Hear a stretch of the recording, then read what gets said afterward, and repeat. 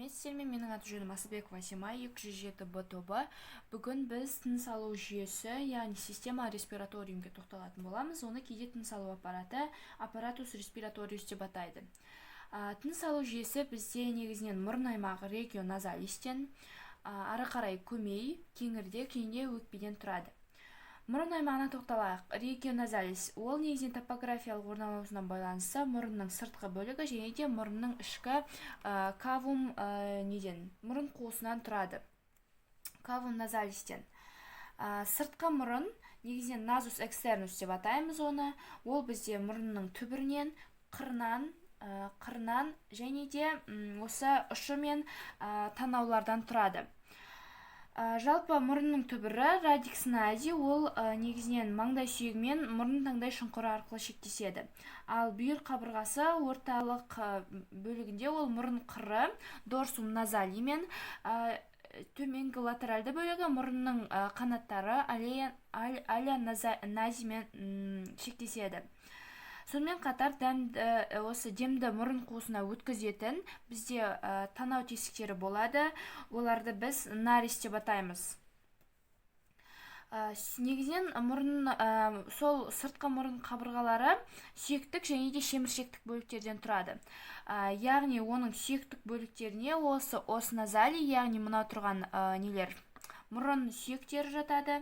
Және де жоғарғы жақ сүйектің маңдайлы осындысы біздегі процессус, мынау тұрған бізде процессус фронталис максиле жатады. Ал оның шеміршекті бөліктері бізде дәнекер тінінен және дәнекер тінінің шеміршектерінен тұрады. Ең бірінші ол бұрынның латеральды, мынау тұрған үлкен мұрынның латеральды шеміршектері картилага нази латералис, ол сыртқы пішіндері үшбұрыш пішінді болып келеді. Және де ол негізінен жұп, яғни мұрынның бүйір қабырғаларын құрайды. Ал келесі ол қанаттың үлкен шеміршегі картилага алярис деп атайды. Осы картилага алярис майор, яғни міне тұрған мынау шеміршек. Ол бізде осы мұрынның сыртқы тесігі, яғни танауды құрауға қатысады. Және де осы қанаттың үлкен енді кіші қанат шеміршектері, оны картилагенез алярис минорис деп атаймыз міне. Ол да бізде жұп болып келеді.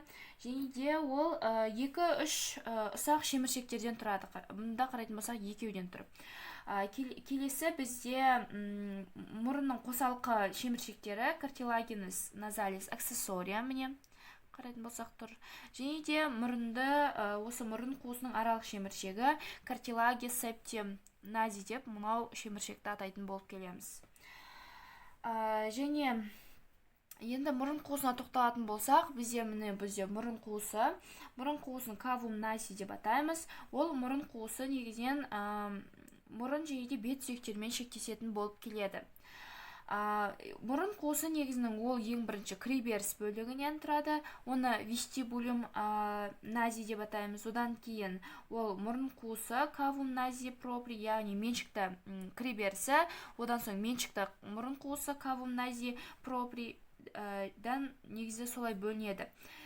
Негізі ол бізде мұрын қуысын біз бірнеше қабырғаларына жатамыз. Ол жоғарғы қабырғасы, мұрын қуысының жоғарғы қабырғасы бізде сыртқы мұрынның латеральды шеміршегі, жаңағы көрсеткен алдыңғы слайдта. Сонымен және де мұрын сүйектері ос назали, мұндағы ос назалимен, және де торлы сүйектің ламина криброссамен, сынатарзы сүйектің корпус осис фенодеуспен, яғни денесімен шектеседі, міне, денесімен шектесіп тұр. Келесі төменгі қабырғасына жатамыз. Ол таңдай, мұна тұрған қатты таңдай палятинум дурум мен және де жұмсақ таңдай палятинум моллидің екеуі солармен шектеседі. Дори және де жұмсақ және де қатты таңдайлармен шектеседі. Ал бүйір қабырғасы ол сыртқы мұрынның латеральды шеміршегі және де жоғарғы жақ сүйектің мұрындық беті болады. Оны фасис назали максиле және де осы біздегі перпендикулярды табақша ламина перпендикуляриспен шектеседі. Көз жас сүйегі, оны ос лакримали және де төменгі мұрын қалқаны осы конха назалис инфериормен, яғни конха назалис инфериормен инфериорлардан тұрады. Сонымен қатар бірнеше мұрын жолдарына жатамыз. Міне 3 мұрын жолын көріп тұрмыз. Ол миатус нази superior, миатус нази medius және де миатус нази inferior. Жоғарғы мұрын жолы ол бізде мына тұрған синус сфеноидеус пен және де осы артқы торлы ұяшық дейді целі эзмедалис постериорлармен байланысады. Ортаңғы мұрын жолы миатус акустикус миатус нази медиус ол ортаңғы және де төменгі мұрын қалқаларының арасында орналасады. Ол негізінен маңдай қойнауы синус фронталиспен байланысады және де синус максилярис, біз білеміз жақсүйектің қойнауы синус максиляристермен байланысады. Ал төменгі, мына тұрған төменгі миатус нази инфериор болса, ол бізде осы мұрын көз жас өзегі арқылы, яғни каналис назолакрималиске ашылады және де ол ауыз қуысымен тістік өзегі, мына тұрған каналис назолакрималис және де тістің мынау тұрған күрек тістің каналы, яғни каналис күрек тіс өзегі, яғни каналис инквивус пен ауыз қуысымен байланысады. Міне мына жақтан. Вот. Ал және де мұрын қуысының аралық қабырғалары болады, оны желбезек вомер деп атаймын. Жоқ, ол бізде вомерден және де картилага септиназиден тұрады. Осы жалпы мұрын қуысының қанмен қамтамасыз етілуіне келетін болсақ, онда оған жоғарғы жақсүйек артериясы, артерия максиляристің тармақтары келеді. Ол бірінші сына тәрізді таңдай артериясы, оны артерия сфенопалятина келеді, одан соң не келеді? Торлы артериялар, яғни артқы торлы артериялар, артерия измедалис антериор, эт постериорлар қанмен қамтамасыз етеді. Олар біз білеміз, ол бізде көз жиядан келетін, яғни көздің көз артерияларының тармақтары. Ал веналарға келетін болсақ, онда бет веналары, вена фасиа және де көздің венасы, вена офтальмикалар келеді. Сол жақпен шығады және де қан тағда сына тәрізді таңдай венасы, вена палиатина арқылы қанаттық өрім болады. Оны плексус птеригоидеуске қарай ағады. Ал лимфа тамырларына келетін болсақ, онда оған төменгі жақсүйек астындағы және де иек асты лимфалары, лимфа түйіндері осы мұрын қуысына ашылады. Мұрын қуысынан және де оның нервтенуіне ол үшкіл нервтің, біз білеміз, бірінші және екінші тармақтарымен осы біздегі мұрын қуысы нервтеледі. Келесі бізде көмей. Бізде көмей ол бізде трахея, яғни кеңірдек пен мұрын қуысын бір-бірімен байланыстырып тұрушы. Көмей ларингс деп аталады, ол өте құрылысы бойынша күрделі болып келеді. Ең бірінші біз ол негізінен көмей топографиясына келетін болса, ол мойынның алдыңғы бөлігінде орналасады. Ересек адамдарда 4-6 мойын омыртқаларының арасында орналасады. Алдыңғы беті, оның осы алдыңғы беті бізде мускулус стернохеидея, мускулус тирохеидея және мускулус амохеидеялармен шектесетін болып келсе, және де алдыңғы бетінен және бұған жанасатын кезбе нервтері, мойынның ірі артериялары мен веналары өтеді алдыңғы бетінен, ал артқы бетінен ол жұтқыншақ көмейлік бөлікпен шектесетін болып келеді. Негізінен бізде бұл көмей бірнеше шеміршектерден тұрады. Ол шеміршектегі тоқталатын болса, ең бірінші қалқанша шеміршегі картилага тироидея деп аталады. Ол бізде жалпақ табақша тәріздес, екі жағынан жұп болып орналасқан. Және ол бізде табақшалардан, ламиналардан тұрады. Негізінен көмейдің бұл жақта көмейде гиалинді және де эластикалық шеміршектер болады. Жүзік тәрізді шеміршегі болады, картилага крикоидея орналасқан жұп бұлда. Және бұл картилага крикоидея гиалинді шеміршек болып табылады.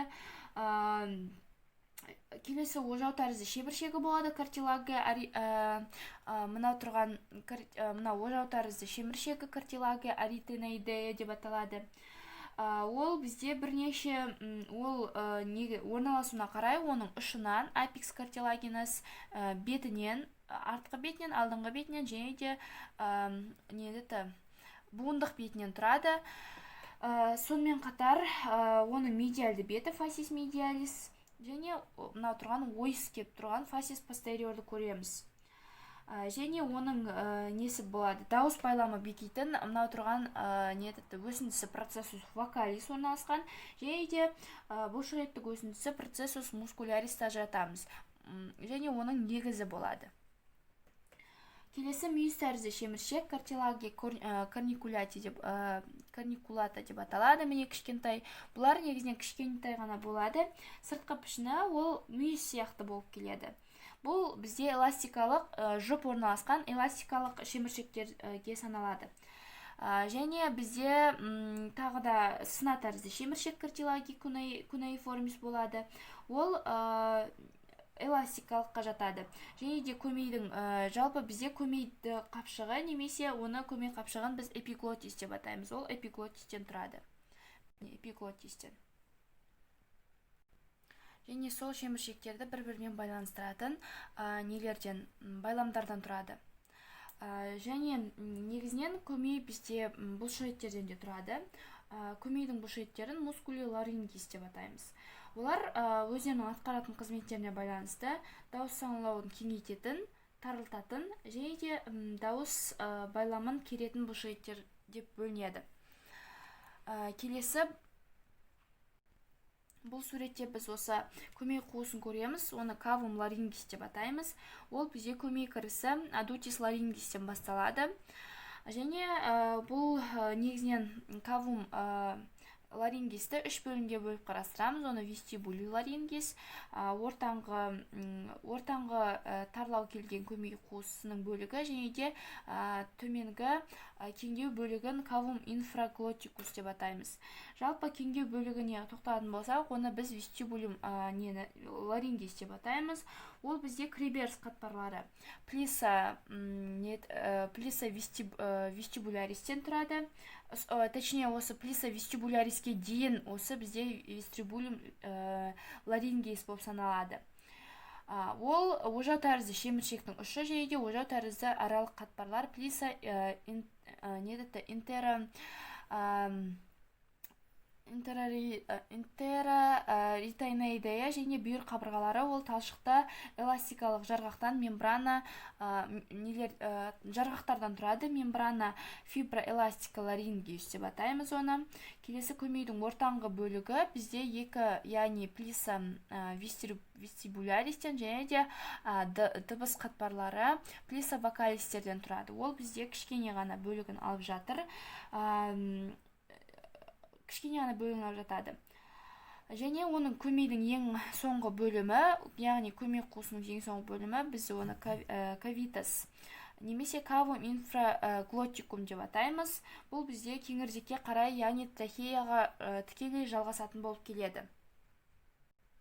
Сонымен қатар осы оның ішкі құрылысына келетін болсақ, көмейдің ішкі шырышты қабығы туника мукоса болады. Ол бізде дауыстық қатпарлардың тұсында ақшылдау болып келеді, ал негізінен оның түсі, яғни плиса вокалисінің ақшыл болады да, негізінен оның түсі қызғылт болып кеткен. Сонан соң шырышты безері болады, және де лимфа түйіндеріне өте бай болып келеді. Және көмейдің қанмен қамтамасыз етілуіне келетін болсақ, онда бізге ол көмейдің жоғарғы және төменгі артериялары, артерия ларинге superior et inferioрлар, және де қалқанша артериялары, артерия тироидея superiorис et inferioристер келеді. Сонымен қатар бұл көмей бізде көмей нервтермен нервтенеді, нервус ларунге superiorмен нервтенеді. Және төменгі көмей нерві нервус ларунгеус инфериор, және де бұлар көмейдің симпатикалық сабауы болады, оны трункус симпатикус деп атаймыз, және де көмей жұтқыншақ тармақтары келеді бұл жаққа, оны рамус ларингофарангеус деп атаймыз. Келесі бізде осы көмейдің жалғасы. Көмей бізге тікелей кеңірдекке жалғасады, кеңірдекті трахея деп атаймыз, оның іші қуыс ауаға толы ауаны өкпеге жеткізетін ағзалардың бірі болып келеді. Ол негізі оның ұзындығы, осылай ұзындығы бізде 9-11 см болып келеді. Және де бұл бізде түтік тәрізді мүше болып саналады. Ол көмейдің тікелей жалғасы деп айттым. Және де 6-шы мойын омыртқаның төменгі жиегінен басталады. 4-ші кеуде омыртқаның тұсында 2 бөлікке бөлінеді. Яғни 2 бронхтарға, оң және де сол бронхтарға, сол бөлінетін жерін бифуркатия трахея деп атаймыз. Олар оң және де сол басты бронхтарға бөлінеді.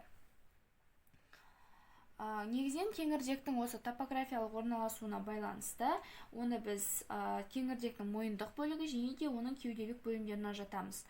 Оның мойындық бөлімі және де кеуделік бөлімдері. Осы мойындық бөлімі бізде парс сервисалис деп аталады, және де ол негізінен алдыңғы бетінен гландула тиреоидея мен ішкі мойындырақ венасы, точнее, осы ішкі мойындырақ венасы артерия каротикус коммунинс және де вена югулярис интернамен және де өңештің осы нервус вагуспен не істейді, нерв шектеседі, және де эсофагус, яғни осы өңешке дейінгі оны парс сервисалис деп атаймыз. Ал ары қарай ол бізде парс таратика, оның алдыңғы беті қолқа доғасы, яғни мынау тұрған аркус аортамен, айырша безбен, тимуспен және де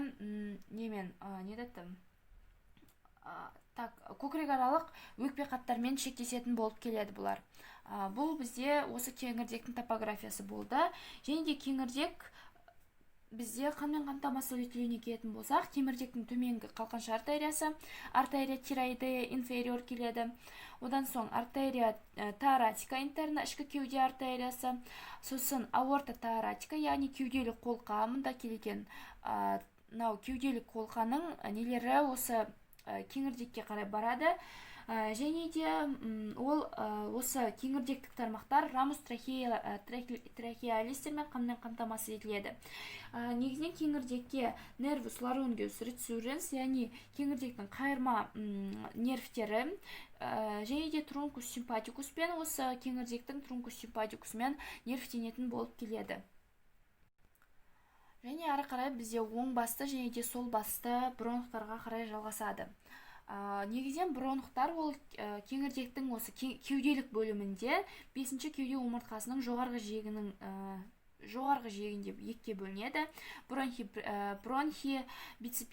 осы принципиалис декстер, бронхи принципиалис декстер болып, сол басты бронхус принципиалис синстер, ол оң басты бронхқа қарағанда кішкене бұрыш-құрап бөлінеді.